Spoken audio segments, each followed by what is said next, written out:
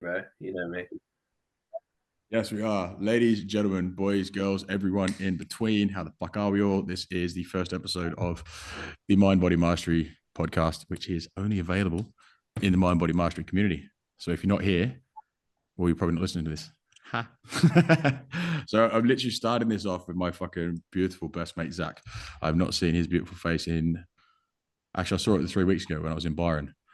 But we thought we'd reunite or get this all started with the old got swoled fucking podcast style of diving in, asking some questions, tell us some shitty dad jokes. How are you, bro? Yes, I'm good, bro. I'm Mm-hmm.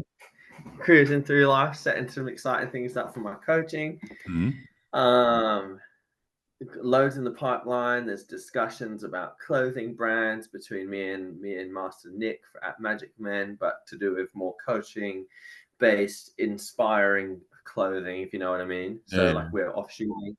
And I'm diving into a new zone with my coaching too. Like two new things are going to be happening with that, which I'm excited to talk about at some point. Ooh, I mean, I'm definitely going to ask you about that because I want to fucking know. Yeah. And I'm sure Cindy's going to want to know anyway. But the whole point with all this is like a whole personal development, self discovery, basically making yourself a better version of your fucking self. That's the whole point with this. Because as you know, I've gone from stripping a porn star to basically a monk. So it's making sure I keep that whole. I don't lose my roots with what I'm doing, but I also want to make sure I'm now helping people with the power of words, basically. So Mate, I, if anyone can do it, you know it's you. I know I can talk for England. It's good. Well, now Australia, fucking great. I Anyway, think we can both talk for the world. Yeah. this is why the world does need got swole back in its life at some point. So if we can pepper it in like this, then I'm here for it. Done.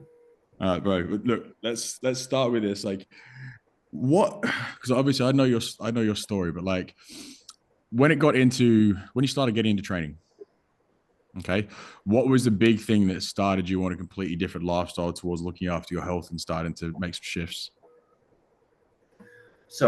So you're talking about the point I made the switch over into coaching and to really taking my health seriously. Yeah, that's it. Um, there's a few key moments through my career where I decided big changes needed to happen. A big one for me was when I got sober from drugs. Mhm. That I knew I wanted to help people that were going through struggles similar to addiction, which, as you and I both know, addiction can come in many shapes and sizes, and we can put obstacles in our way, very silly things, and we tell ourselves a story of who we are and what we do to cope with reality. And Yeah. when I started to realize everything I had been doing was a coping mechanism, I wanted to share that information with other people and dive further into it. And I met other people like yourself who are big on self personal development and unveiling this story that we tell ourselves of the things that we need to cope effectively with stresses that are almost non-existent, you know. Mhm. So I think it's really hard for me to just go, hey, on June the 5th, 2021. But in a nutshell, on June the 5th, 2021, like around that time, was when I really decided I was going to knuckle down and put myself first, fill my cup up so that I could then spread that wealth of knowledge and really help people that have any self-doubt, self-worth, or self-sabotaging cycles that they consistently put themselves through. Yeah. Where do you feel it was coming from beforehand? So before June the 5th, 2021, when you were getting into training, doing this sort of like everything towards the bodybuilding side of things, where was it coming from? Because obviously after June the 5th, it was coming for you want to help people who have been through or who are going through exactly what you went through. But where was your mind beforehand? My mind was in the toilet. Literally, I in the toilet. It was, you know, the thing was is it was very self-serving, and it's not that it still isn't, and I don't think there's anything wrong with that as long as it's channeled in a good way. But I was all about being told I was a good coach, being told I was fit, being told I was inspirational, people affirming who I wanted to be but didn't quite believe I was. So I needed constant reminders. So it was coming from a place of I had this doubt and worth issue, and I got validation from other people feeling inspired by me, and feeding my ego from that lack of nurturing and development as a child that I missed out on from father and mother figure. Yeah. This is the thing. I think coming through those moments, being able to realize that's exactly what it was, of why you were acting the way you were. It's a lot to get to that point, because we don't realize what happens through our childhood, how much it actually affects us from mum and dad, the lack of love that we get from people. We don't see that. And it takes a real moment, like during the 5th, 2021, to be able to go. It takes a real moment to be able to go, fuck, that's what it was. Shit, I've been acting like that. But also the accountability to go, fuck, I've been acting like a dickhead, and I've been acting from a really bad place of selfishness. Yeah, 100%. And the biggest realization is that when you come at it from the angle that I was, the cracks are there and they do show.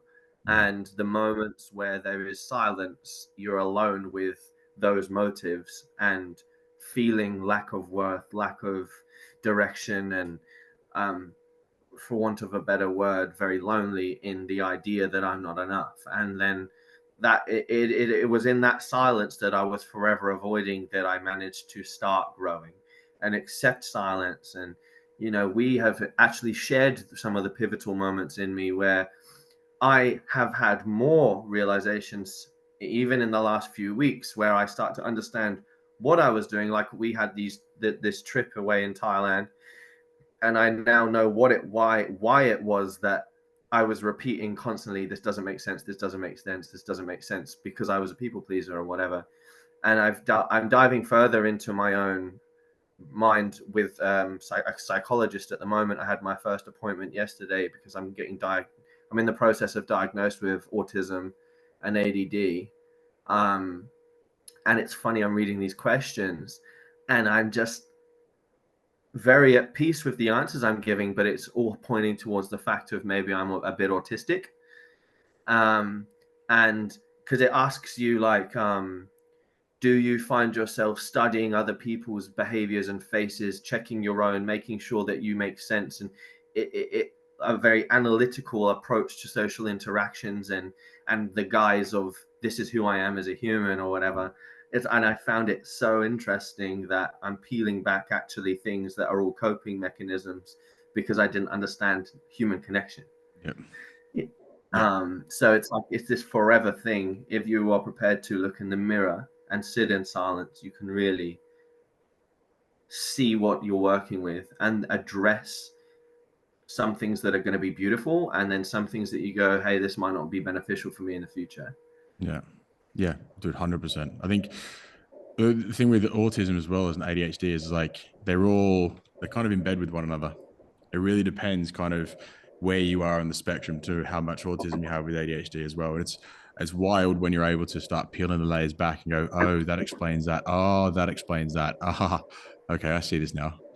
But when you talk about sitting in silence, like, what would you elaborate on that more about what it means to sit in silence? Because you hear people will say all the time during meditation, try to separate from the thought, step back, let it go past, bring yourself back to the breath, just observe the thought, sit in silence, like these things. So what would be your description of sitting in silence to be able to work through some of the things? My version of that is a form of meditation, you could call it, and it's just turning off the music, the distractions, and the coping mechanisms, and what is there currently. What am I sat with? Is it rational? Is it irrational?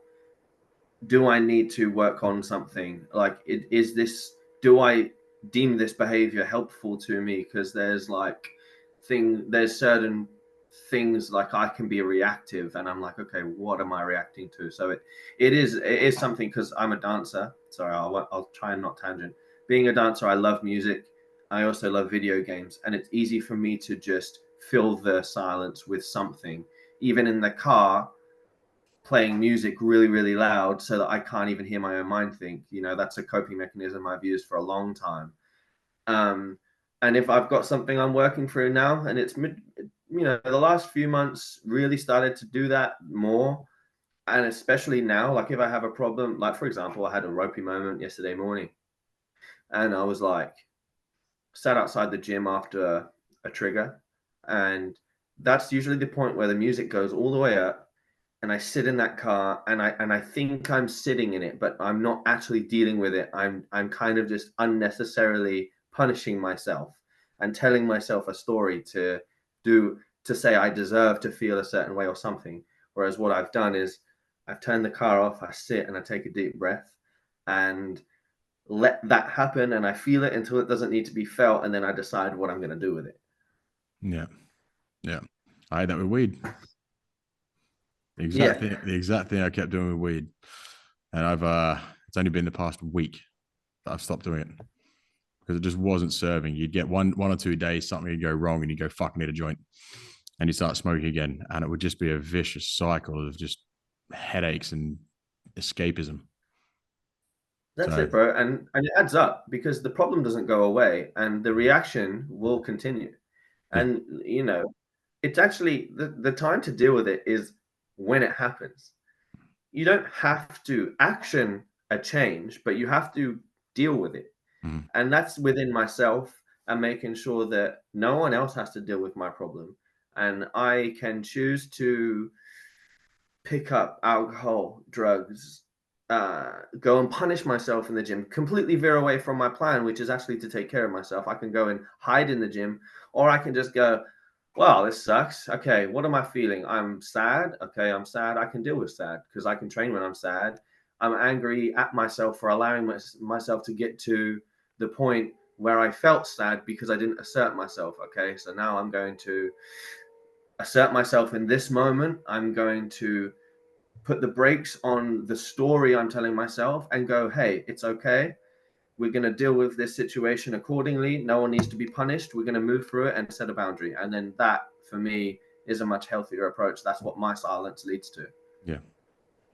Which is fucking handy. Because it's exactly, I mean, even though there's so many different ways of dealing with things, that there's always 1,000 different ways to skin a cat, isn't there? Being able to hear that and to acknowledge that that's how, well, that is a very good way to be able to sit in silence, to be able to address exactly what's going on, as hard as it fucking is the quickest way for you to get a result. Yes. The quickest and way. I think the biggest thing in that for anyone else that can benefit from that thought process is your words are a blueprint to your life. Your brain works on purely logic and survival. And if you are in your feeling brain, what I describe as my feeling brain, my first thing is to come out of that. So like that's what I'm talking about in silence, is something like a breath work. Even my version of that will just be 5 really good breaths, and then I can assess how I'm feeling. And then if I manage to make it into my rational mind, I then can do something. But I think that's when breath work and meditation are very powerful tools, because it brings you out of the parasympathetic. It brings you into that state of like readiness to accept and move on and deal with. That's where I find most of my changes will come through with the breath work. I'll always, before my morning routine, walk Hades, come back. It's walk Hades. It is come back, stretch, breath work. But before I go into the breath work and the meditation, is to always go get a diary out. And with that diary, it will always be brain dump. I will brain dump every single thing that's going on in my mind and put it on that paper. So the second I go into breathwork or meditation, it is a lot easier to be able to clear, but to allow new thoughts to come in. And even with those new thoughts, you want to try to clear the mind. You want to try to be able to observe the thoughts from obviously an objective point of view, but still you will get some of your best ideas will come through when the mind is clear. And that's the hard thing. It's just sticking to those routines, because you'll see it happen. You'll do it one day, you'll brain dump, you'll go, cool, that worked really well. And then the second day you go, oh, that worked really well. I've got nothing on my mind. I'm not going to do that again. And it starts to cycle again. Yeah. So it's having those strategies in place to be able to get yourself into that state where you can clear the mind and to be able to think of things rationally. Yes. Anyway, Yeah, and these are coping mechanisms that I have learned, the destructive ones. Like they're there for a reason, and at some point in time they benefited me Yeah. because they worked for what my brain told me it needed, or what Yeah. I told my brain I need. Mm-hmm. And that this loop will happen where you have to constantly challenge the learned behavior until this becomes the new normal, Mm-hmm. because they both can work, but which one has the least side effects? Like, Mm-hmm. I could very much well fix how I'm feeling in this moment by smashing a line, but then that has so many negative repercussions. So I'm going to try and constantly challenge my mind to replace it with this and build up that positive feedback loop between this new behavior. And that I often do need help with. And I have notes on my iPhone. I have three these podcasts that are just little reminders when it gets tough for me to remind myself why. One's to do with finances, one's to do with mindset, and one's to do with what we talk about is success. Mm. And it's just these three, and depending on where I'm at in my mind, I'll listen to one of them. Yeah. And that really helps me, because it's just a reminder. Like I said, your words will hurt or they will heal you, Mm. and I always want to use my words in a productive manner. That's where it comes down to. Your words are powerful. I was actually talking to my mate Matt the other day. We were talking about frequency and vibration, and he was showing me, because he's a producer, and he was showing me how you look at the frequency. So you look at the music, you look at what's high frequency, low frequency, and then he goes, look at it as it transfers through to a speaker. That frequency comes down to the speaker. The speaker will then create the vibration. Now, what a vibration is coming out of a sub, it pockets of air. And it's depending on what the frequency is, will depend how big that pocket of air is to depend on the sound. And you translate that into how we think up here. That's that frequency that comes from here to the vibration that we get from our vocal cords to then speak out our truth, whether it's internal or external. Is our words are powerful. Everything we do, even our thoughts. And that's the thing, is it's getting yourself into that habit of what you're doing, having it's still a coping mechanism in a sense, but it's a healthy coping mechanism to go to one of those free podcasts to be able to help you in that state at that time, which is fucking fantastic. Yeah, 100%, bro. Yeah. We live in a day and age where we might not be being chased by lions and whatever other stresses that would have been, which, as much as that's way more terrifying, Mm. it is actually a little bit more simple than the current stresses we face in with the social media age and the internet, and the way our lives have to work, and the money stresses, and the new family dynamics because of social media and all these other new stresses. Mm. We need new coping mechanisms that aren't just revolved around calm down, we're hiding from that bear for today. You know what I Yeah. mean? Let's not address Yeah, that. Let's push that right fucking down. Push it all the way down so we don't have to deal with it, and it comes back out in some weird way in a few years. yeah. And that's how we do it. Well, with that, like, how how do you look after your own mental health these days? What are you doing besides those little bits of podcasting? What are your I'm strategies? condensing. I'm condensing. I'm deciding, I'm creating my priorities, and I'm trying to spend my energy where I feel it necessary. So, like, my coaching is a big thing for me. And I was, for the last few months, working 4 jobs as well as coaching. And I didn't feel like I was doing it enough justice, because it's a real passion of mine. I love seeing, my clients, Cindy's listening now, is an incredible one. And I guess such a sense of fulfillment out of doing that. But I was spending 3 days a week working in a bottle shop, and that takes up a lot of brain power.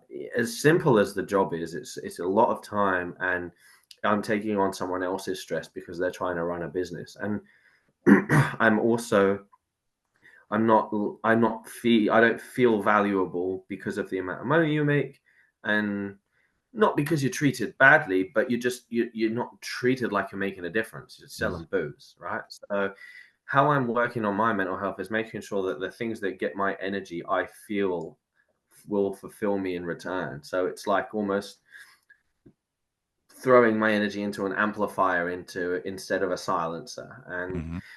I wake up with a plan in mind every day, you know, so that as much as I don't actually work in time slots, although I'm starting to action Pomodoro, which you There's, told me about. yeah.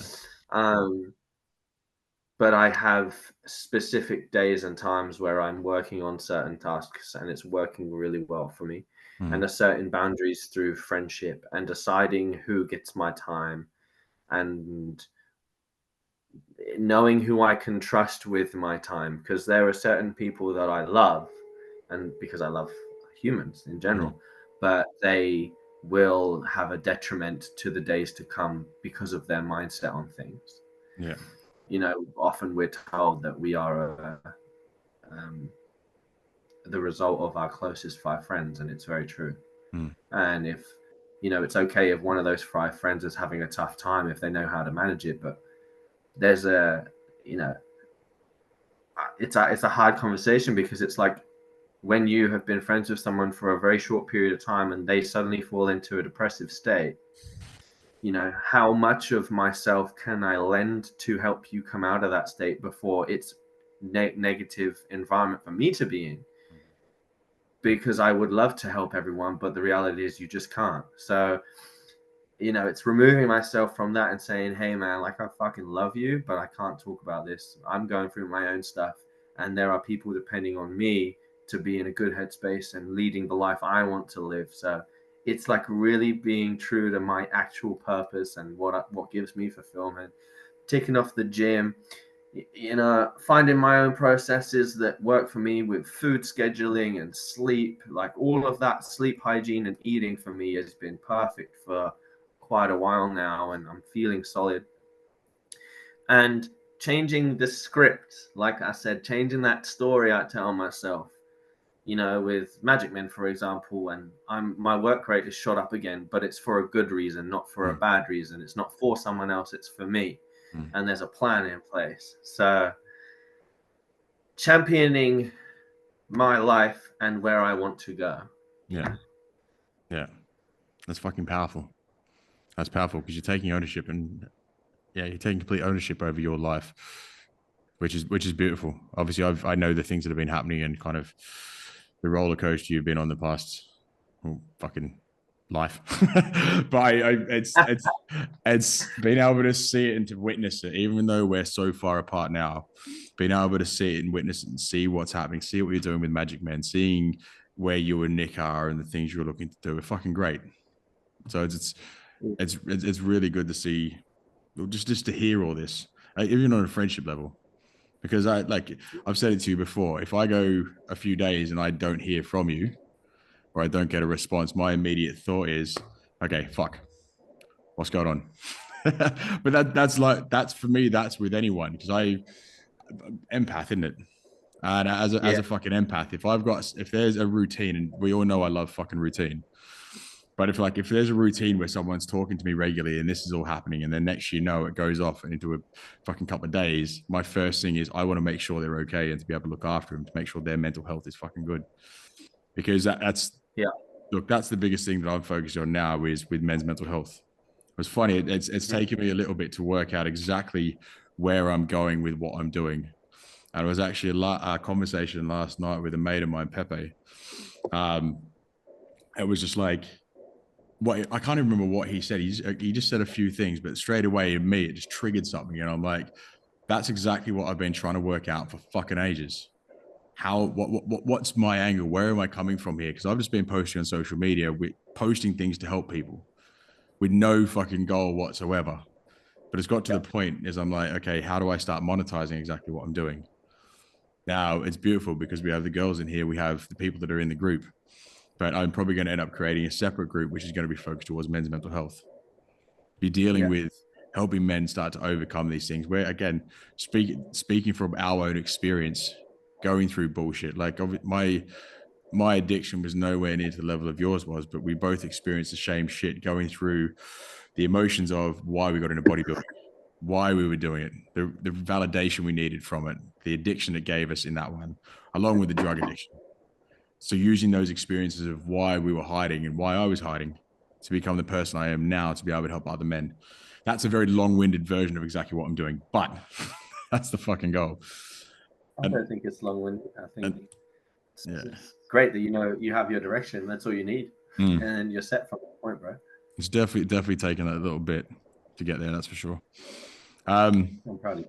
So what's this thing you've got going on for your coaching? Oh, with the coaching, I just want to be able to reach more people, and I've lived both sides of the coin where you're doing that dance between I really want to help people and that is my main focus, but also I've got bills to pay. So, I want to provide the best service I can and be as affordable as possible to as many people as possible, while the people I have my core coaching clients that are on, nobody knows what it's called, but I do. It's my gold package, right? This is what I do, where you have my time, you have my input every week, and we can chat throughout the week as and when I feel necessary. Not to give you too much to lean on so that you're not doing the work, but being there enough to go, hey, sort your shit out. Yeah. But I'm going to extend further into the realm of creating plans. And I use this term loosely because there's a lot of like charlatans on social media that are like, hey, buy this plan. It's fucking $1,000 and it might work, but what I want to do, and I have been doing and will be launching on Friday, is online coaching plans that you don't have any communication with me other than maybe once a month, but it's just really affordable and it's a one size fits all. And there's going to be a couple tiers for weight loss and muscle building so that I can reach more people at a lower price point and give valuable information, but have like a flow. So a flow of videos that are going to guide you on the way. So it's almost like it's as much as I can be there, but still keeping the value and the service that I provide with my core clients. So that's that's the goal of that. And then I've just been brought on with a nutrition brand myself, that's launching yesterday. And over the coming weeks, we're going to figure out the affiliation that I'll have. But they're sponsoring me for supplements, so I'm going to push more, just really dive into the world of like fitness, seeing how far I can push myself and push my clients at the same time. But keeping in mind the fact that I am doing this because I love to help people and inspire change. Is this public knowledge yet of the company you're with? Not yet. Oh, is it the same as the boys? No, it's not Rule One or anything like that. It's just it's Husky Nutrition. Never heard of him. Yeah, they're new and up and coming. It's a guy down in Melbourne. He nice. He is a distributor of supplements, so it's not his. He doesn't create the product. It's a collective. So you have like ALM, for example, with alcohol. I'm going to use it as an example, which is so off topic, but because I've been at work this morning, they sell like Jim Beam, Jack Daniels, and a few other things all under one brand of ALM. That's like what the company is. But as between that and the clothing brand, I'm kind of really trying to encompass my whole life to just fit this fitness thing and then get rid of everything else. Like I would love in 6 months' time for coaching to be the only thing that I do. And touch as many people with the knowledge that I have now, especially I've worked through my own addiction. I've worked with people that have eating disorders, under and overeating. I've worked with genetic deficiencies, and I've gone with people that just want to be healthy and also people that want to really push the envelope. So like, I feel like I've covered everything enough now that I'm really confident to answer and guide anyone through most scenarios, whether it's they have a 9-to-5 or shift work or a busy family life, or I have to cook for the family, but I want to eat healthy. It's like, got you. There's ways. And that's the thing. It actually can be a one size fits all for most. It actually can be. And literally most of the time it comes down to sticking to a routine, eating relatively well, sleeping, getting some exercise as the base level. It's so simple. What the thing that's difficult has nothing to do with the plan itself. No, this is the thing that's Like different. I explain it to it exactly, bro. Like I talk to all my new clients I bring on for coaching. I just remind them, I'm like, hey, I'm just letting you know that if you do this, you'll change your life. And it's as simple as it's a science. There is not a single person on this planet that if they don't follow my plan will not get a result. But it's the following the plan, because some people get overweight. It's nothing to do with it. It's obviously because they're eating food too much. But the reason why they're eating the food is the problem. Like, are you eating because you're bored, sad, don't feel loved? Or I've had some extreme cases that are on the other side where it was, I'm going to go really, really deep on something for a second, where they've experienced a very, very traumatic experience when they were very young as a female. And they told themselves that they never want to go through that again. And then they make themselves undesirable by eating because they didn't like the attention they got there when they were younger. And that's how we end up here. And it's finding that self-love and having the realization of, oh, it has nothing to do with the fact that I don't know how to not put food in my mouth. It's I'm doing it because I think this is keeping me safe. Yep. Which is really interesting. So like that, that's the go. It's like getting that message out. And now I've got the time. I've got 3 office days a week, which is a godsend instead of just like 1. Yeah. So I'm like creating the content that's geared towards that, and I can really ramp up the message. Yeah. I fucking love that, because it is everything is always within our own head from the stories we tell ourselves. And that is why we get in our own way. It's from the stories that we tell ourselves. As soon as we remove those stories or change those stories, voila, change. 100%. 100%.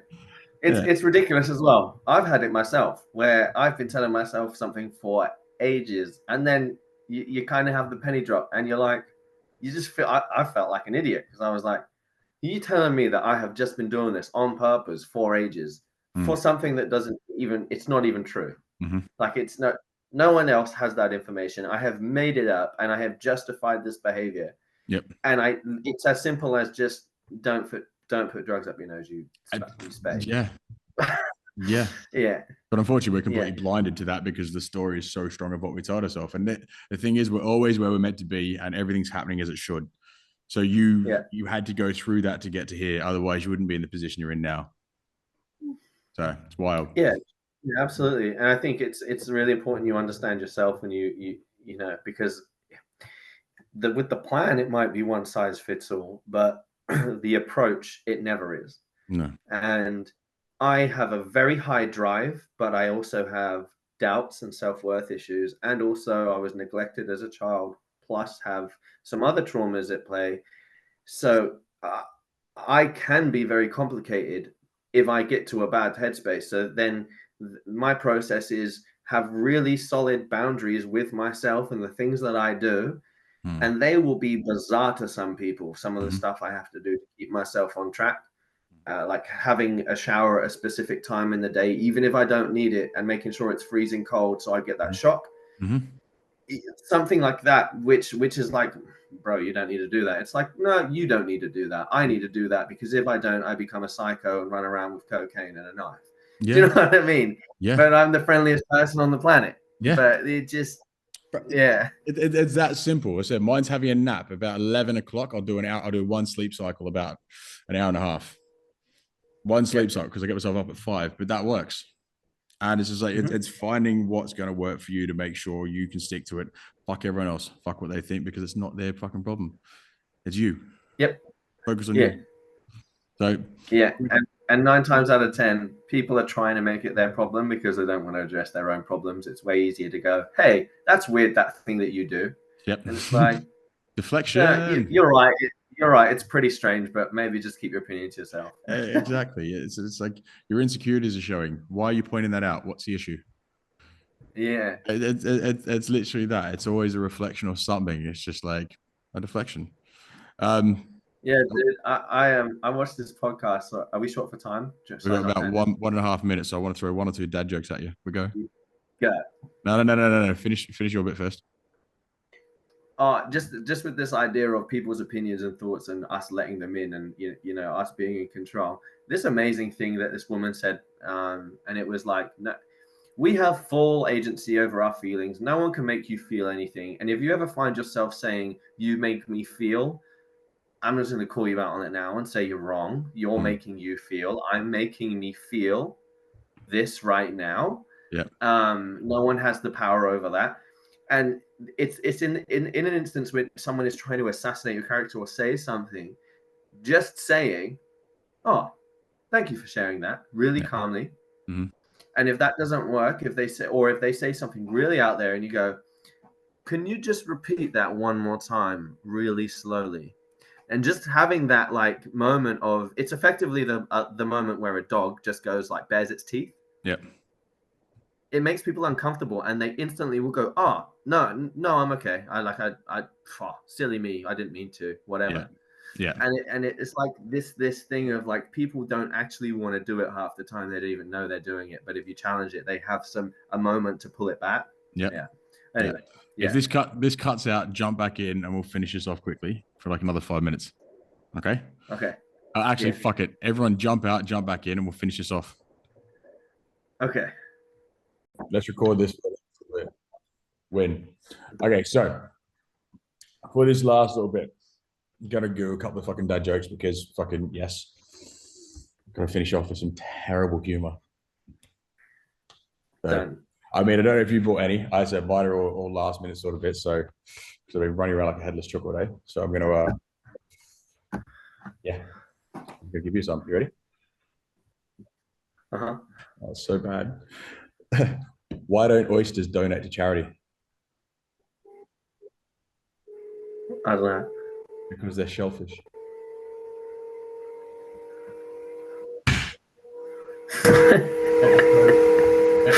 So bad. That's so bad. Okay. Yeah. You got one. Why did the tomato blush? Say again. Why did the tomato? What? Why did the tomato blush? Why? Blush. Why? Because it saw the salad dressing. Stop it. Stop. Okay. How does a penguin build its house? I don't know. He glues it together. I can't. Okay. Why did the artichoke? Why? Damn it. Reset. Fucked it. Reset. I'm gonna do it one more time. Yeah. How do you make an artichoke? How? You strangle it. Fuck it out. Okay. You ready? Yeah. What happens when you witness this? What happens when you witness a shipwreck? I don't know. You let it sink in. Yeah. Yep. Okay. What did one plate whisper to the other plate? What? Dinner's on me. I tried to lead into that as well.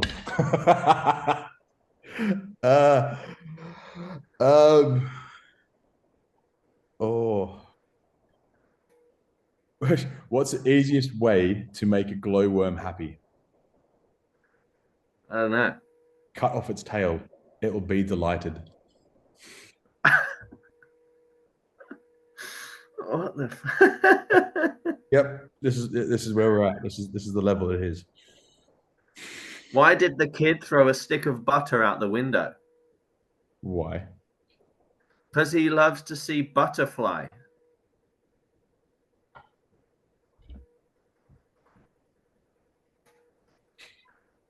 That's horrible. That's fucking horrible. Oh, it gets worse. Yeah. What's the difference between a piano and a fish? I don't know.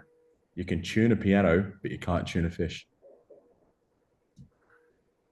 We said it would get worse. Yep. Yeah. Oh, yeah. Why didn't the teddy bear eat dessert? Why? He was stuffed. Okay.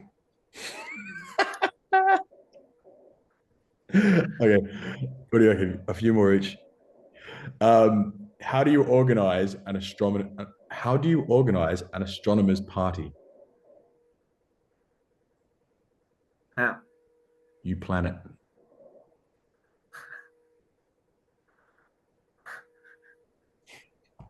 I'll see I myself. miss you.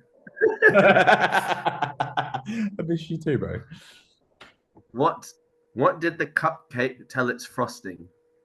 What? I'd be muffin without you.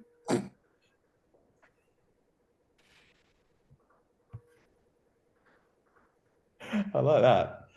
That's a good one. What kind of car does an egg drive?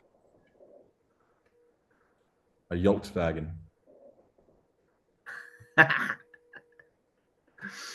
I'll let you finish the answer. Okay. I just want to finish on a good one. Go on. Which hand is it better to write with? I thought it was going somewhere else. Go on.